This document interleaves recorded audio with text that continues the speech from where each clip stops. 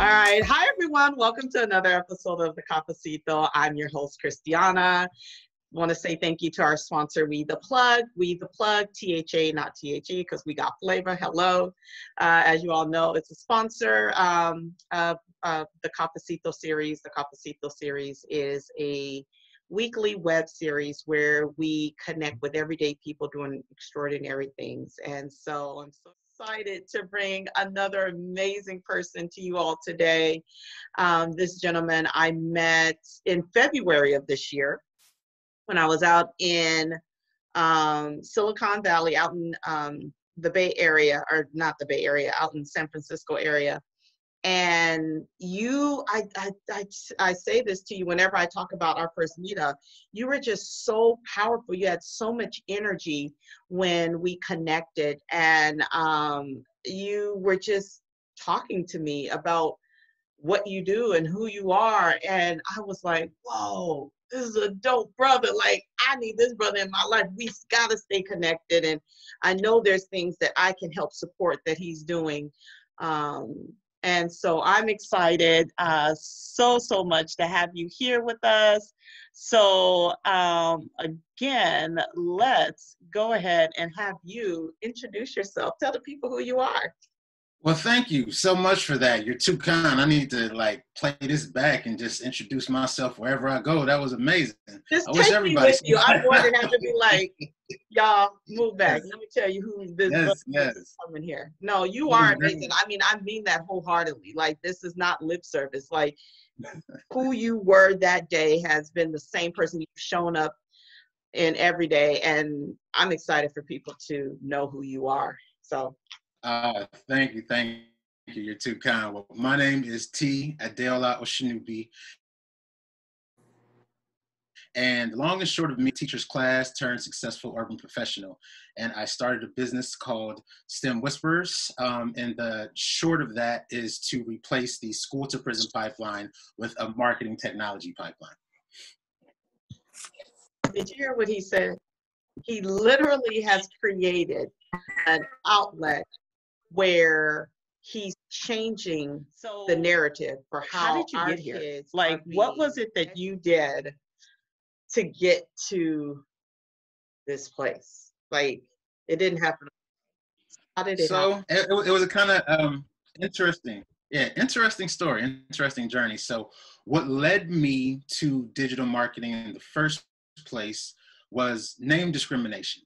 So I have kind of a funny name, in America at least. It's Temitayo Adeola Osinubi, which is funny because in Nigeria, where my father's from, it's like Bob Smith, right? So it's a very, very common name. Nigerian name.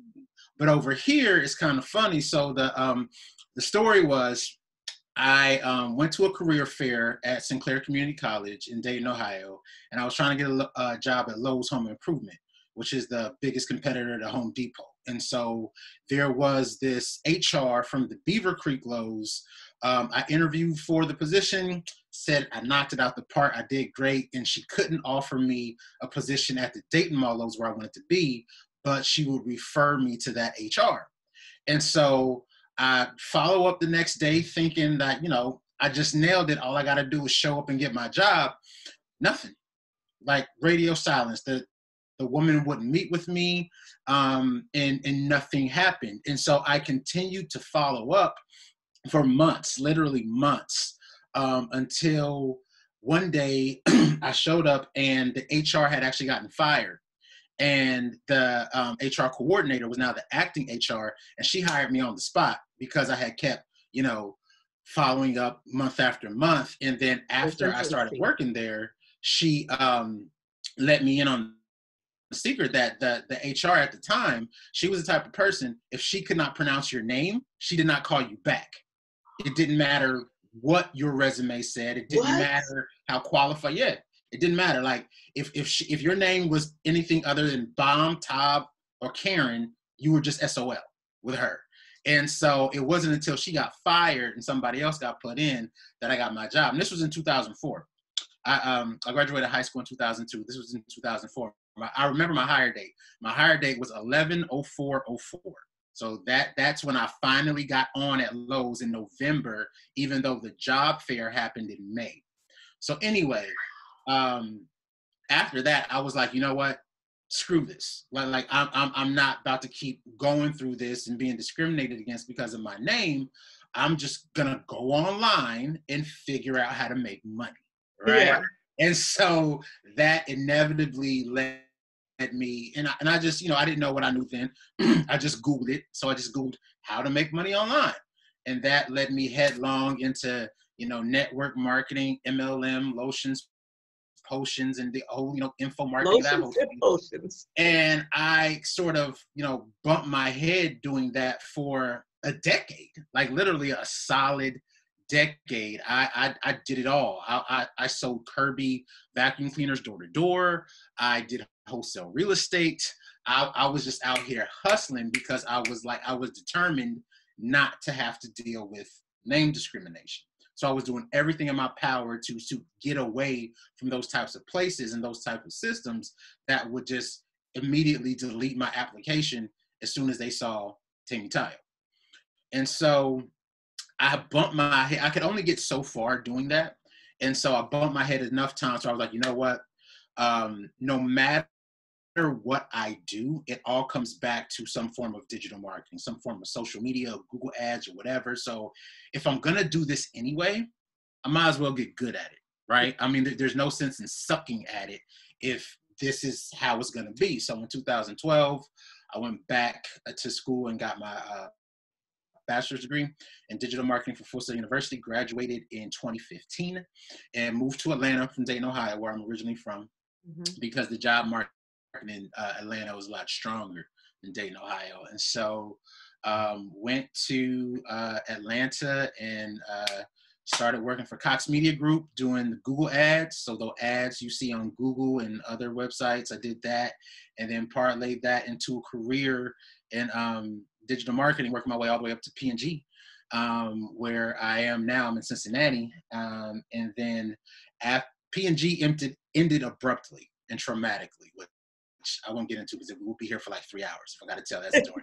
But after that ended, I had an opportunity, and this was before COVID. This was back in December 2019. I had an opportunity to reflect and say, okay, like, where do I want my life to go? How is this playing out? And being that I'm a professional digital marketer by trade, and I've done social media and email marketing and search campaigns for some of the largest companies in the world, I saw a really big gap in the way that STEM education was presented and how things work in the real world, as well as, of course, my own experience being that quote unquote bad kid. Cause I mean, I fought a lot, got suspended a lot, had a, not the worst childhood ever, but there was some trauma. My older sister died 2 weeks before I would have turned 13, 2 months before I would have turned 13. She had sickle cell anemia and her kidneys failed. So after the death of my sibling, I acted out as one does when their sibling dies. And so I had all of these other issues, and I was like, okay, well, I'm fresh out of 20s, right? I'm on the wrong end of my 20s, and I'm mid 30s. I'm almost old enough to have an official midlife crisis, but I'm old enough to where I can look back and actually see, like, okay, these were the pitfalls. This is where I veered left, and this is how I corrected, and I wish somebody would have told me this. And so everything that I do is from the perspective of me talking to myself 10 years ago. So if I would have known what I know then, if I could talk to my younger self, what would I have said to myself?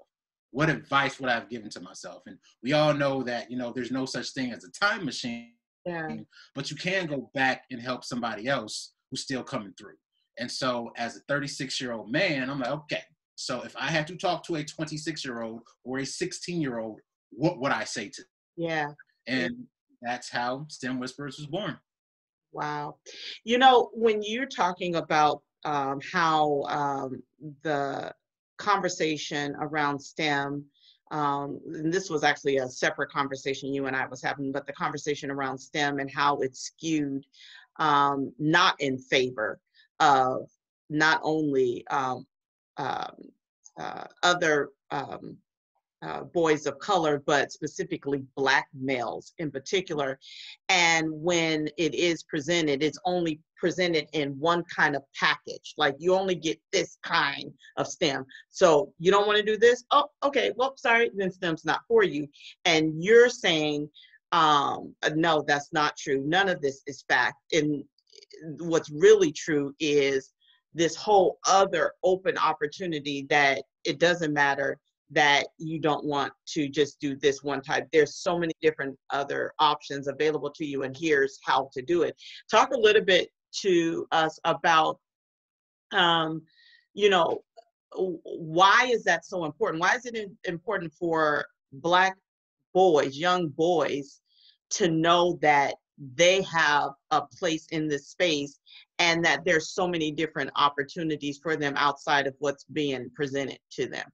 Because some would say, you know what, it's available to them, you know, let them get their foot in the door with how, you know, you don't need to, like, you know, switch it up. Just, you know, leave it the way it is. At least they're getting the information. So why are you saying no? Absolutely, absolutely. And thank you for asking that question. If you would, I sent you 2 slides. If you could pull up the one with Mark Zuckerberg on it, Okay. because to answer that question, right, we got to take a quick trip down memory lane. So in the last presidential election in 2016, there was this big kerfuffle, and Mark Zuckerberg got caught on the Capitol Hill, and he got asked directly, how do you make money if you don't charge people for your service? And his answer was, Senator, we run ads, right? And there was this implied duh in the smirk in the picture that we captured, right? Yeah. And so the reason that this is germane to our conversation is that on the one hand, you have the tech, and then on the other hand, you have how the tech makes money. Those are 2 different things. 2 different professional skill sets, right? So the technology that is the social media platform, its business purpose is to sell ads. Same thing with Google. The technology that is the search engine, its business purpose is to sell ads. Like, that's what it's for. I don't care about that flowery mission statement. Oh, we're here to create community and democratize. No. They're there to sell ads. That's how they make their money. However, STEM education completely ignores this. It completely ignores this. And the senator who asked the question, I think it was like Orm Hatch or Lindsay or one of them, the senator who asked the question, they're not alone in this, right? Yeah. Most people don't understand this. And so the reason it matters is because when you're presenting STEM education has essentially been reduced down to coding. And I know that's going to be fighting words for certain group of people, but it's the truth. They've taken a very broad category and reduced it down into one thing. And HTML code is cool, and it's a very versatile thing, but like, it takes a special type of person to just sit there and look at some HTML code all day, okay? Right. Like, everybody ain't trying to do that. And as you alluded to earlier, if they've essentially reduced technology down to code, if a young person decides that they don't want to code, then that means tech isn't for them. And that's inaccurate. That's highly inaccurate, but that's not the kid's fault. That's STEM education's fault for essentially pigeonholing STEM down into one thing. And just the whole way that technology is framed is very about code, or robotics. And that's not presented in such a way that a young person from my demographic is necessarily going to identify with or sort of flock to, as, say, let's say, for example, trap music, right? And just hear me out on this, right? There's a reason why trap music enjoys the recruitment and commercial success that it does. So for those who don't know, trap music is rap music that is specifically about drug dealer, right? Because as career paths go, being a drug dealer is a trap, thus the term trap music, right? And so juxtapose that against the fact that for a lot of these inner city kids, drug dealers are the first entrepreneurs they've ever been exposed to. Yeah. Right. If you walk into any second grade classroom in the country and ask a bunch of 7 and 8 year olds what they want to be when they grow up, you're going to hear doctor, lawyer, nurse, that sort of thing. And if they're being honest with you, they'll tell you they want to be a rapper, which in a lot of cases means you got to trap first. So you got to be a drug dealer before you can rap, right? Because that's where the best rappers come from. And so there's a reason you get those responses is because that's what they've been exposed to. That's what they know. And they got to see it before they can be it. But the second reason trap music is really attractive to a young person is that they are unashamedly Black and they are unabashedly masculine. Or at least they used to be. Now you got young thug out here wearing dresses and whatnot, but that's a separate conversation. We don't get into that. So what do I mean by unashamedly Black and unabashedly masculine? It means that they don't code switch or kowtow to white people. That's huge. That is huge because it's an open secret in the Black community that if you want to enjoy a degree of success, you can't make the white folk nervous, okay? So that means you keep your hair cut low and you shave your beard and you take the bass out of your voice and you're all friendly and you smile a lot and you basically telegraph, you telegraph the fact that you're one of the safe Negroes, right? So you essentially become Carlton from the Fresh Prince of Bel-Air. So which funny character, no knock on Alfonso Riviera as a human being. I'm just saying that character was corny. It was real corny. Yeah. And it's like, so if I'm a young person and my options are to be T.I. or corny Carlton, I'm not choosing Carlton. You know what I'm saying? I'm trying to turn up on that Blueberry Faygo. You know what I'm saying? So that's why it appeals the way that it appeals. The drug dealers also got money and they got women. And so it's like, if you don't address these things that are valuable to young people, of course you're going to miss them. Because it's not that young people, especially young males, it's not that we're degenerates bereft of a moral compass. It's because trap music speaks in a language that they can hear and understand in terms that are valuable to them, and STEM doesn't. Yeah. It just flat doesn't. And so I'm here to change that because if you can't tell, you know, I'm Black. Like I'm black. Like unapologetically Black. Yeah. My daddy is blue-black. My like blue-black, purple-black. My daddy walked in here, turned up the lights, you miss him entirely, disappear. That right? Part. Love it. That part. Black. Full of melanin. Yes, my hair is long. Yeah. I don't take the bass out of my voice when I talk to people. I look them directly in your eye because, and if you're scared, go to church. I don't know what to tell you. Like you're the one who's afraid. I'm not afraid. I'm fly, is what I am. So it's that's right. You have to show this to them or else they're not gonna know. You know what I mean? And so that's why I'm really, really passionate about this because especially the drug dealers, because here's the thing, man. They have MBAs right now. Like literally, they have MBA level skills right now. They know about supply chain management. They know about supply and demand. Yep. They know about, hostile takeovers, whatever you want to call it. Yep. They know about this stuff. They know about consequences, right? So screw a stock price. If you make the wrong decision, feds break up the squad and somebody's dead or doing life. Right. And these are kids with these level of skills. So all I'm saying is that, okay, all we got to do is take you out of this lane and put you into this lane. Yeah. And I'm telling you, like, not to go DJ Khaled on you, but we the best. Like, everybody knows we the best. Right. We're the best at sports. We're the best at music. We're the best at business. Yeah. Because, again, these kids are doing this with no formal training. Zero. Out here running $1 million businesses. They just aren't legal. Yeah. So that's it. Man, listen, first of all, you took us to church, then you took us to the trap house, then you took us back to church, and now you're serving us up in that boardroom.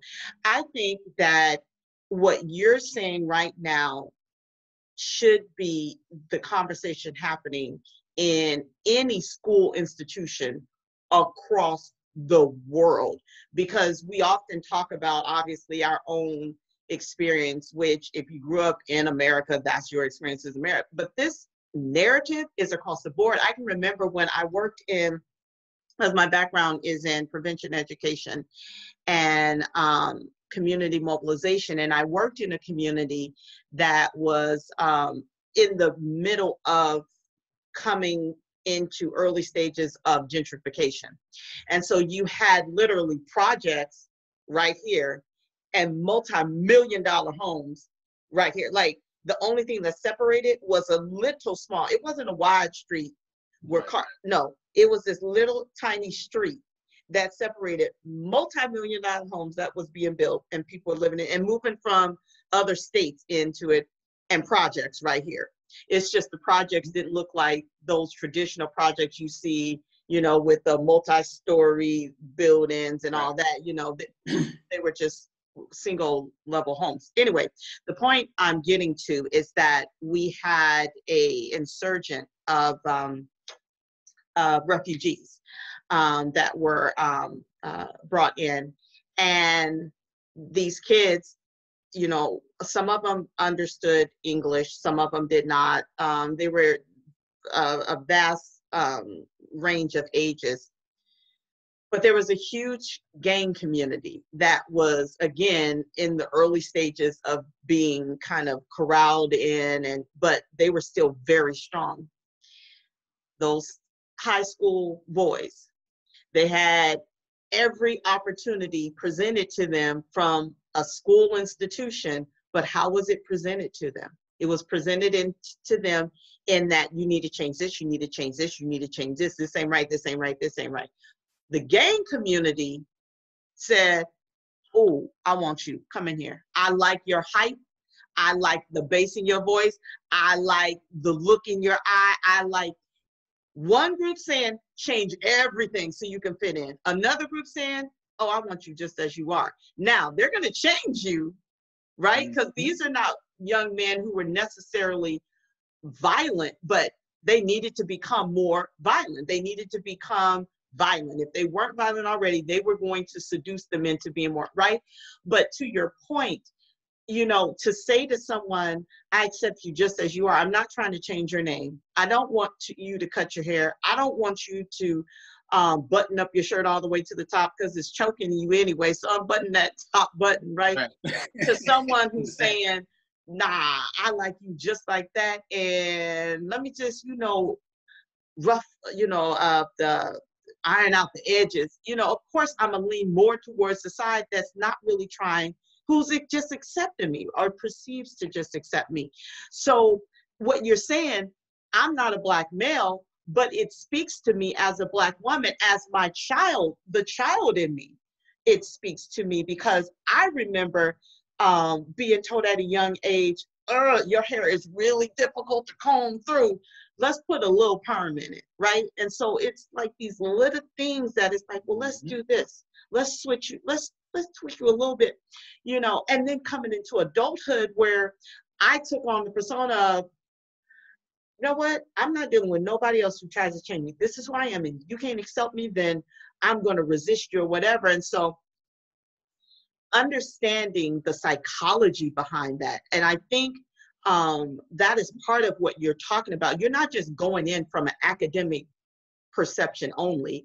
You're going in from multiple angles. Talk a little bit about, I mean, obviously, you know, your childhood impacted how you see things. So highlight a little bit of that, but also the psychology behind it. Because again, you're not just going in from the academic or solely going in from your own personal experience as a Black male. You're coming in from a variety of angles. So talk to us a little bit about that. Absolutely. And in the beginning, in that phenomenal, I really am going like to memorize and make like that. But in the intro, you talked about energy, right? And so children know who messes with them and who don't mess with them, right? They might not necessarily have language for it, but they can walk into a room, feel the energy, and be like, this white woman hates kids. Yeah. Like, she hates us. She just here for a check, or she wasn't smart enough to get into law school. I don't know what the story was, but I know she hates me. Right? And so they feel that. They can feel that versus someone who's looking at them as like, you are me 15 years ago. It's a very different sort of approach. Also, 80% of teachers are white females. So that means the cultural norm in the education system is that of middle-class white females. So if you are not a middle-class white person, you are going to struggle to integrate. And it's like you said, it's everything is about something's wrong with you, and we need to, quote unquote, fix you. And again, children internalize this very early, and they push back very early, because my whole thing was this: you don't even know me, so how the hell you gonna like, how do you have enough information to make that determination? Right. The only thing you know about me is that I'm Black and I have a penis. Yes. Yes. And based on those only, you've constructed this whole edifice about what about me needs to change. It's like, huh? So anyway, going all the way back, I went into kindergarten knowing how to read, write, spell my name, and count. I think I could count to like 40 or 50 because my mother was a teacher, and she was also, well, she was a social worker by day, but her second career, she was a teacher. And so anyway, I was that kid when they gave the other little kids work that was designed to occupy them for 20 or 30 minutes. I would finish in 4 and then proceed to harass my classmates like, what's taking you so long? Let's play. Let's play. Let's do something, because I'm done with this. This is boring, and let's get it cracking. Let's get popping. You know what I'm saying? I was that dude, because I was very intelligent. I was very intelligent, but I didn't have a lot of, and mind you, I was on like a lot of empathy that other people didn't learn as fast as I did. Yeah. So I didn't understand that they needed more time, and they needed, so I was just like, okay, I'm done. Let's get it cracking. And so anyway, they tried to put me on Ritalin. And my mother, who is a, revolutionary Black woman, went the hell off. And just absolutely, no, that's right. Y'all ain't putting my baby on no You're not gonna blah, do. Blah, blah, blah, blah. So Feel me? I did end up getting tested. They tried it. They tested me, and I was like 4 IQ points away from being a pure genius. So I had like a 128 IQ, right? Which was like a borderline genius. And so the recommendation was like, okay, well, he doesn't need to be put on Ritalin because he's not special needs. He's gifted. And so because he's gifted, make him a teacher's aide, make him a class helper. So when he finishes his work, he helps all of the other kids. And Dayton Public Schools is like, nah, he's going to sit down, shut up, and be compliant like everybody else. And if he doesn't sit down, shut up, and be compliant, he's going to get the hell out. And so that's what my mom did. She pulled me out of Dayton Public Schools and sent me to Catholic school. And I was not very witty when I was younger. I was intelligent, but I was not very witty in terms of like clapbacks and comebacks. So I would get, teased because of my complexion, and I would get called spook, darkness, shadow, all that other stuff. And I would just steal off on you. I wasn't clapping back. Oh, my skin looks like what? And just that was that. And so I got suspended probably 2-3 times a year. And I was always, they was always putting me out. And that was just sort of life. But I one thing I did have in my corner was my grandfather was the man in my life. And my grandfather, because my parents split when I was little. I think my parents split when I was like 6 or 7 months old, not even 1. But anyway, my grandfather was an old Marine, and he was also an economics professor at St. Clair College. And he was an old Marine. So we had a very nuanced and layered relationship, which is a polite way of saying we was beefing 2/3 of the time. Yeah. But because while I would never admit this while he was alive, but I'm a lot like him. Like, I'm a lot like my grandfather. And I'm just very different in a lot of ways as well, because he was an old Marine, so he kept his hair buzz cut, always shaved. He's actually from, he was born in Punta Gorda, Belize. And grew up very similar to We the Plug co-founder Luis, and that he grew up speaking Spanish, Garifuna, and English. And he actually immigrated to the United States on D-Day. He was a Marine. So anyway, he was hard on me, but in a good way. And so even though I had all of these difficulties and I was out of school, I was still learning, because he would give me assignments. He would make me write essays. He would make me read to him. And so my academics never really suffered, even though on paper it looked like I was failing out of the school system. I could still, I was articulate. I could reason and do all these things. But yeah, like you said, a lot of folks don't have a persevera in their life to sort of be that firm hand when they need it. And so again, but because he was this old Marine, I think that, and I'm not casting aspersions against him, I think it was a lot more difficult than it needed to be, because he was an old man. He was born in 1935, and he was just this is what it is. This is what you're gonna do, and so that's where a lot of that pushback came from me. Right. And I understand why children push back the way that they do, because you come at them with these respectability politics and acting as though something is inherently flawed in them, and it's not the case, when all they need is someone to see them. A lot of cases, I see you, I hear you. Yeah. I think you're fly as hell, because I'm fly as hell. So how could you not be? How could you not be? Come on. And just like I said, filling in those gaps in a way that is culturally relevant and affirms them, because and I'm not saying this as a megalomaniac, I'm saying this because it's a fact. When I talk, people listen, right? When I speak, people listen to me. And it's the same way in corporate America. When I walk into a room, locks and are, dark skin, everybody stops and looks at me and hangs on to what I say. Yes. And, if you harness that, man, listen, it's just, you got to. You know, you're speaking right on point right now, because I know that all of us can relate to having the elders in our lives who are very much rigid with how they see the world and how they see us in the world. And when I say elders, I'm not necessarily talking about someone that are years in age to us. It can be just someone who has lived 10 years plus longer than us, right? Or 8 years plus longer than us, but just enough out where they're wanting, I call them the well-intended.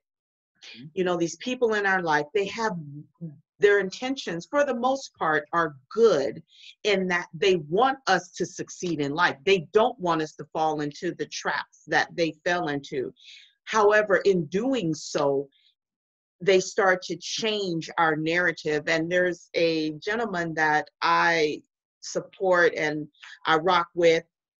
We the Plug rocks with him as well, but his company is called, his nonprofit is called Movement B. But the premise of it is tell your narrative before they do, or speak your narrative before they do, share your narrative before they do, fight for your narrative. But when you're a kid in school, when you're coming of age, everyone's telling you what your narrative is, but no one asks you what your narrative is. And that's what this program does. And it's programs like Nate Howard's and your program that allows kids to go, well, wait, what is hold on, because I came here with something. I'm empowered, and like you said, you fly just as you are. So instead of telling you what you need to change, it's kind of like, who are you? first ask me who I am, you know, get to know me first, and then step in and see what areas you can help me fine tune, as opposed to coming in and trying to suppress. But for you, in coming from where you came from and seeing the gaps in services and creating this programming that you know can help change that in favor of our youth, so that they can have a more enlightened, successful, thriving future, which then will impact our future as well, because we all like live here together. Talk to me a little bit. There's another slide that you have that I want you to speak to right now, but in speaking to that other slide that we're going to pull up in a moment, talk to me a little bit about what is this this going to look like, you know, as it's going into the traditional school system, because I know you're wanting to collaborate, but also what can other people who are listening right now and maybe in the STEM space or interested in being in the STEM space or in the education space, or and just want to be a part of this narrative, this programming? Absolutely. So STEM Whisperers were actually designed for grades 5 through 12 because the goal is to graduate kids who otherwise would not graduate by exposing them to STEM in a way they otherwise would not be exposed to it. So we're going to go down as low as 5th grade because in terms of where young people see themselves going directionally, they make those determinations very early on. So when we talked a bit about, you know, if you ask them in 2nd grade what they want to be, they've already determined, I like nurses, I like being a doctor, I want to be a cop, or whatever that's going to look like. And so we are developing our curriculum in such a way where it's going to be at a 5th grade reading level. And also, I'm being very intentional about making sure that even though the subject matter is tech in nature, the delivery is going to be analog, meaning it's going to be books, mostly books and games, because something that COVID-19 has brought to the fore again is the digital divide. A lot of our children do not live in homes with broadband, and even if they do, they don't have a home computer. They only access the internet through their phones. And mobile is great. There's a lot you can do with mobile, but it is certain curriculum you just can't deliver via a mobile device. You need an actual computer, especially if you're going to teach somebody how to code. But moreover, what makes us unique is that I'm teaching the principles of math and science in context. So in the actual business context that they're going to encounter it in. Because what made math in particular very difficult for me is they would ask you these deranged math questions that I could never get my head around. Like, it's 2 dogs in the yard. A fat one named Coco and a skinny one named Sprinkles. And the car rolls by 25 miles an hour, and the fat dog takes off running after the car at 26 miles an hour. And 2 seconds later, the skinny dog takes off running after the car at 27.5 miles an hour. When will the skinny dog catch the fat dog, and will both dogs catch the car? Well, first of all, why are all the dogs loose? Like, can we start there? You know what I'm saying? Like, y'all ain't got no rope, y'all ain't got chain, electric fence, y'all ain't got nothing. They out. They just out. Roaming free. Or another one is boats in the water. And this boat went over here, and then the other boat went down yonder, and when will the boats be this far? It's like, y'all ain't got GPS? Y'all didn't low jack the boat first? Like, why are you asking me? Like, I can't even swim. Why are you bothering me with this? You know what I mean? Versus, you know, as a digital marketing professional, the primary metric that I'm judged against is called ROAS, which stands for return on ad spend. So for every dollar that I put into a Facebook ad or a Google ad, how many dollars do I get back? Mm-hmm. ROAS is a ratio. Like, that's literally what it is. It's a ratio. And that, you know, I was being silly before, but that type of problem is what's called a differential equation, and that's calculus. So what differential equations are used for in a normal business setting, let's say, okay, so COVID-19 happened. We were doing, we were doing this much in Q1, and then the bottom fell out. And so we've had to revise our projections down because we know we're not going to meet our projections because everything stopped. Right. How much do we need to revise down our projections so that we can set an expectation for Wall Street and our investors? That is what a differential equation is for. Like, that's what it's actually for. Because going back to the D-Boys, something we know about them is that they can do the computation. Mm-hmm. They can do the computation actually really well. Yeah. Is that a lot of them, unfortunately, can't read all that well. Yeah. And so if you put a word problem in front of them, even though they can do the math, they're going to fail because they can't read, and it makes it harder when you ask them dumb stuff about loose dogs that's supposed to be tied up anyway, or boats or something, And right. Or train. I hate the train ones. Yes. It's like, why are you doing this to me? Yeah. Why are you doing this to me? As put it in actual business context, because then they can like if you tell them like, yo, I just flipped you in for 20 and you got X amount on the block, how much is he supposed to bring back? I mean, they can recite it to you like, I need $59 and I want all my money. Don't go get no sticky fingers on me. Like, you know what I'm saying? They on it. So that's the first part. Like, real quick before I go on, there's this guy on the Food Network by the name of Chef Jeff. Chef Jeff is a perfect example. I just found out about him through you. Now I follow him. Yeah, Chef Jeff was a mid-level kingpin who did 10 years Fed time. But he was running like a $40-50 million operation.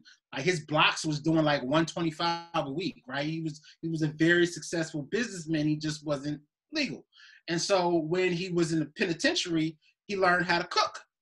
And when he got out and he did his 10 years, now he cooks for Food Network because he's an actual chef. He's not just like he can like cook like the 4-hour fancy stuff. He can do all of that on the same sort of journey directionally in terms of, look, you have all the skills, you have, everything that you need in terms of, intelligence. You just have to change lanes. And so, but getting back to your question, so that's sort of what differentiates us and why we approach it the way that we do. And something that I am, if anybody is connected with, low cost hardware, or because something I want to start doing is giving away computers, because I mean, there's just no getting around it. They have to have a certain level of access, because if we don't have that access, we're not going to be able to compete. And so there are these little, they call it raspberries. They're little raspberry computers. They're actually CPUs the size of a credit card. Little tiny computers, and all you need is a monitor and a keyboard.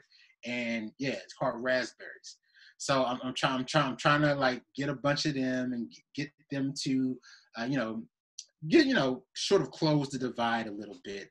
So if anybody in the community has a pipeline into how to close that hardware divide, that would be a big help. I need to put you in touch with, they're not on the We the Plug membership platform yet, but I'm going to get them on there. Their company is called Trio Bytes. And she actually teaches kids how to build their own computer, and they can do it within a certain amount of time. And they literally use it at home. It's incredible what she's been able. I'm gonna connect you all, because I think there may be, well, I didn't even realize that resource was necessary until you just spoke right now. So yeah, anyone who has access, please reach out. If you don't know of anyone, but just reach out to your ecosystem and find out who has access. But that's actually, I hadn't thought about that. And so that way they can build their own computer and now they have access at home. Yeah, absolutely. Because financial literacy and understanding analytics and everything is sort of part and parcel to not only being a marketing technologist, but the curriculum, because they have to understand why it's important for them to have these skills. Yeah. And what I mean by that is the school to prison pipeline is big business. Yes, in the it state is. of Ohio, where I live, state of Ohio spends $200,000 per juvenile offender. Because what a lot of people don't understand is that when you get incarcerated as a youth, they have to be clothed, they have to be fed, they still have to be educated. You don't get to not go to school just because you're locked up. You still have to go to school. Yeah. And so when society has to provide for that, then that's a lot more expensive. I sent you a second slide that just sort of visually illustrates what the school to prison pipeline is. And it's, you know, if anyone is familiar with the documentary on Netflix called 13, if you haven't, 13th, you know, you should watch that. Don't watch it alone. You're going to need some emotional support. So like watch it with somebody, no, for real, like you watch it with somebody else so that, you know, you don't just go completely off the rails because you're going to be very upset. You're going to be triggered. Yeah. And I'm glad you brought this up, that you have to be responsible when you do watch certain documentaries and content that's out there. Even when all the videos are coming out right now, you need to be careful with that because they're triggers. And you don't even realize it's happening. Yeah. Like some of them are silent triggers. Yeah, watch it with somebody, get in a group, but don't watch it alone because you're going to be ready to burn something down. Right. After you finish right. watching 13. But anyway, if you understand the 13th Amendment and how it was written, it didn't have anything to do with justice or freedom. It had everything to do with preserving free labor, right? Because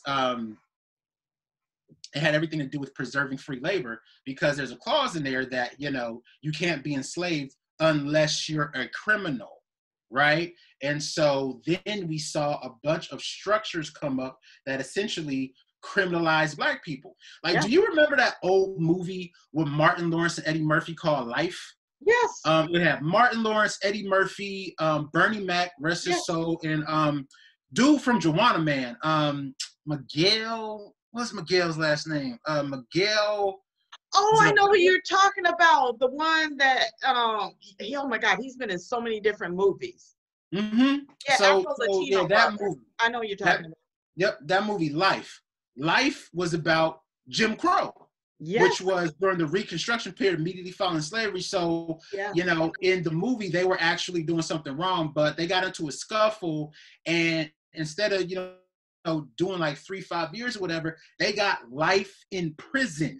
And the school system is a part of that prison industrial complex. The way that things are set up. I mean, they are suspending and handcuffing 6-year-olds. Oh, yeah, and in the state of Arizona, at the age of 8, you can be incarcerated, or you can be arrested and then put in juvie. That's one of the main reasons why I went into running a diversion program, because I was angered with it being in the school. Like, I watched an 8-year-old get arrested, and I was like, this is not real life. And they were like, and I was like, okay, how do I help, like, change this? Like, what? And that's when I found out about this diversion program. So while I was working in the school doing programming, I was also operating, working with the diversion program to catch those kids who were being overly disciplined in the school and working in the school to change that narrative.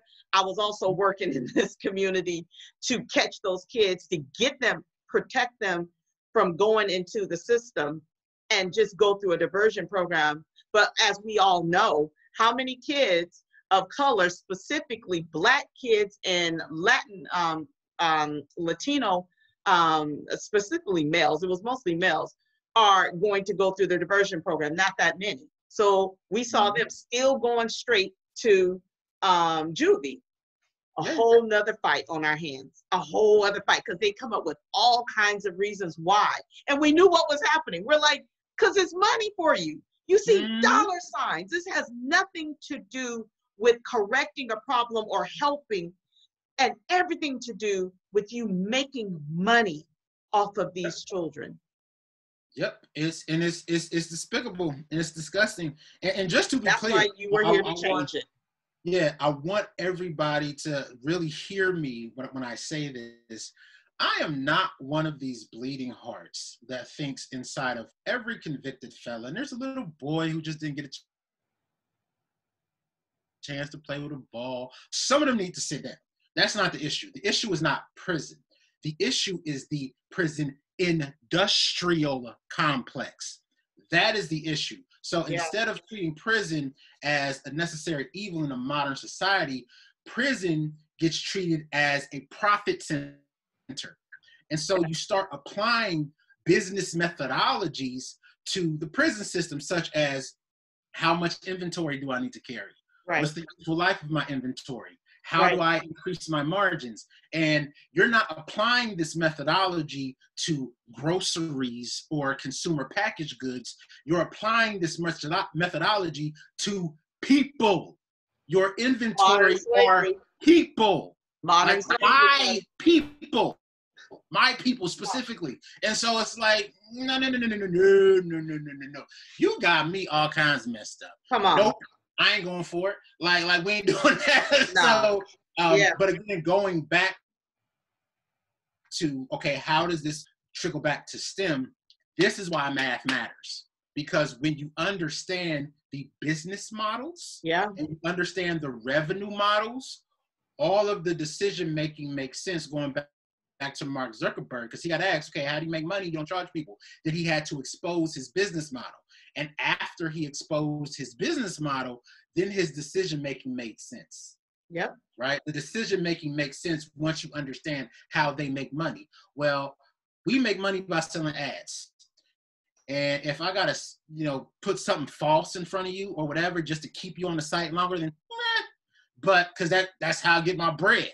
Right. You know what I mean? Right. And if I have to incarcerate somebody and break up a family and destroy people's life, right. That's how I get my bread. Right. And so you that's why you have to, again, you have to understand the magic if you're going to combat the spell, if that makes sense. That makes sense. You have to understand the magic if you're going to combat the spell. I don't know if you're a big Harry Potter fan, but Harry Potter and his friend Ron, they grow up to be auras, right? That's what they grow up to be. They grow up to be wizards, especially wizard police, right? So you can't defend yourself against this whole thing if you don't understand how it works. Like you have to understand how this works. And we've used the term several times, narrative. Narrative is essential.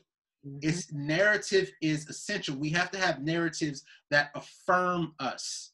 Yes. Narratives that speak to our greatness.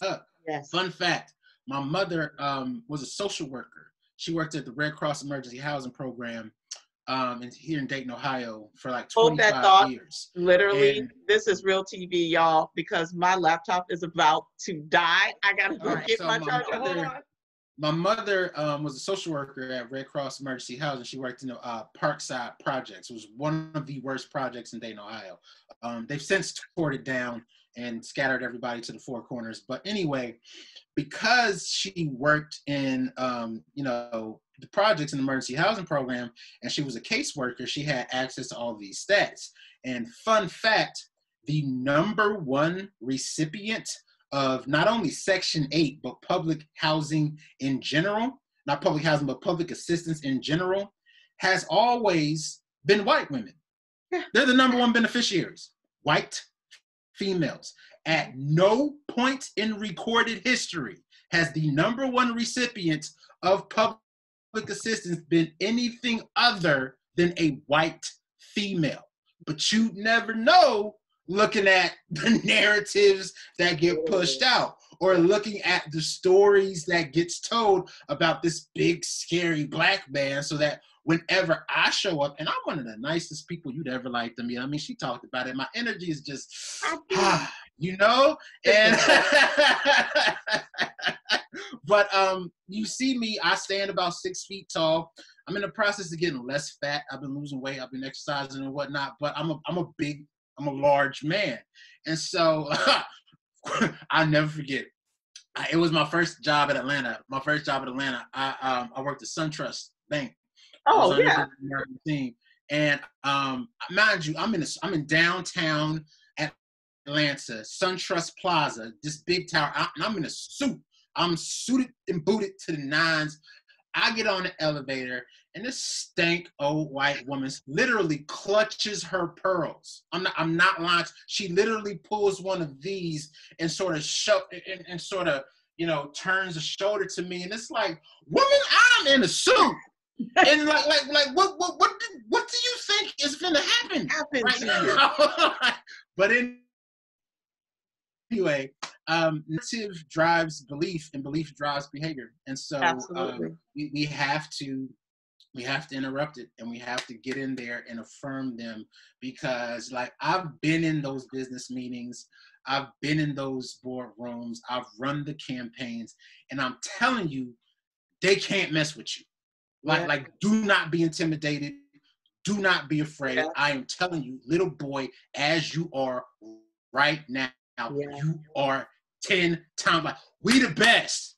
We the best. Don't let nobody tell you no different. All I got to do is show you the language. Like you said, smooth out this corner here, show you the language. And man, listen, they ain't ready. All day, every day. Usually I do, what's your call to action? That's the call to action. You the best. You already have it. My dad used to tell us all the time, everything that you have, you already possess. It's just your job to go and manifest it. You just need guidance along the way. So figure out what you need. If you don't know what you need, guess what? Somebody's going to tell you what you need. So what do you prefer? You seeking out or somebody telling you? Don't wait for somebody to tell you what you need. You seek it out from within. You know from within, and then you seek those people who are assigned to you to connect with. And even when they're talking to you, you measure it up and go, well, wait a minute. Is that transference, or is that something I really need to digest and accept? But I appreciate people like you, because we need more like you in the schools community, especially right now, because everything is digital. LA Unified School District just announced that their whole fall semester is going to be online. And right now we know that it is not fully capable of doing that across the board without there being some outside assistance. And I know that there are a lot of great people in that school district that are working to kind of bring in a more comprehensive approach. But I surmise that that is across the board, that school districts are trying to figure out how to supplement, like, what are we going to do with these kids? Because our kids aren't used to being online all day, every day, you know, for the whole term of their class lessons. So programming like yours, I think, is essential to supplement in, to give them a different engagement than what they would otherwise receive, because you're not a traditional academic person.